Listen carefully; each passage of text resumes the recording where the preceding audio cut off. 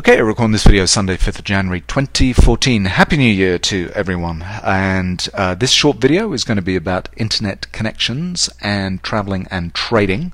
But before getting on to that, just want to say tomorrow is the 6th of January, Monday. And that's the day everybody should have been looking forward to. Basically, the last 3 weeks we've been in the doldrums. You know, it's kind of the holiday period. So the ranges, the volumes, the activity in general has been pretty light. But starting Monday, things should get back to normal. With the exception that in the northeast of the US at the moment, we've got a storm kind of rolling through that's affecting New York. So the same thing that kind of hit us in Toronto a couple of weeks ago is hitting the northeast at the moment. Ice storm type conditions, dumping of snow and so on. So, you know, Monday and Tuesday might be a little bit kind of off normal, but definitely during next week we're going to be getting back to normal kind of volumes and ranges. So that's all kind of good news. Now let's talk about internet connections and traveling and trading.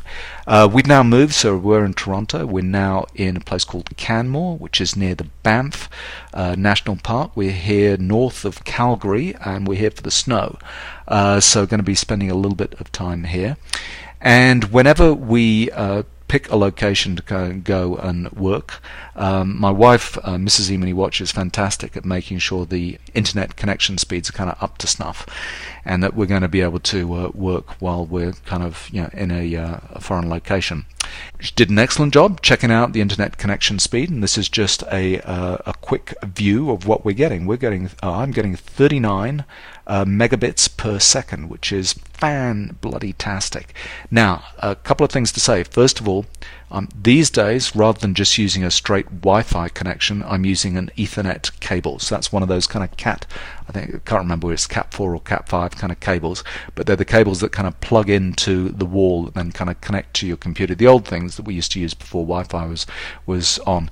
And basically, with that, you'll get a more stable internet connection than a Wi-Fi connection, and it'll also be faster. So on the Wi-Fi in this location, they're getting about 19 megabits per second, and it goes down when there's more people in the resort, when there's more people kind of online, so early in the morning or early in the evenings, the Wi-Fi speeds will kind of come down. But if you can connect directly with an Ethernet cable, you'll get a faster speed, and it's less likely to be kind of downgraded with people kind of using the Wi-Fi connection. So that's just a useful kind of tip. And so 39 is fantastic, extremely happy with that. But as soon as we got here, tried to log on to TradeStation, couldn't get through.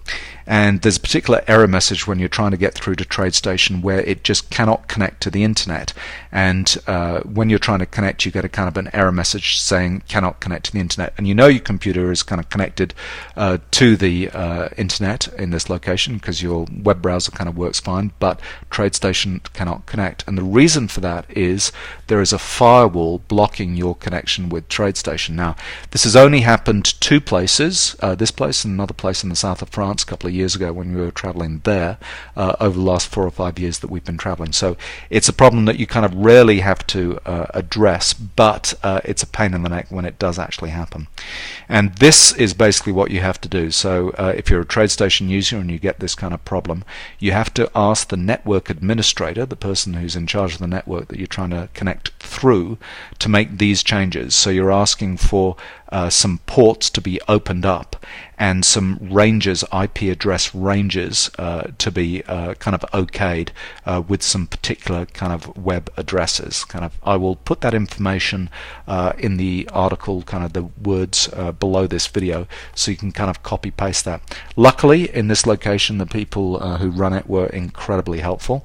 Within 48 hours, they kind of got all that information to their network administrator, and they kind of actioned it and been able to kind of connect to TradeStation after that. But it is an issue come across from time to time, and that's what you need to do. Now, if they hadn't been able to do that, if they'd kind of played silly buggers with us and said, no, I'm sorry, we can't get that kind of action by the network administrators, we probably would have had to have moved. So it's kind of saved us a lot of time and effort, so it's kind of much appreciated, and they were kind of good guys here. So those are the two suggestions for you. The first of all, if you're traveling and trading, bypass the Wi-Fi connection if you can and use a direct kind of cable. You'll have a faster speed and a more stable internet connection. And the second one If you're not able to connect to TradeStation in this case, and the internet connection just seems to be cycling through and never connecting, that's probably because you're behind a firewall and you need to get access to that. Now, there's probably a workaround. I'm always amazed by the knowledge of the Emini-Watch subscribers, particularly when talking about internet connections and speeds and so on. They get back to me all kinds of comments. They're incredibly knowledgeable about the networks side of things.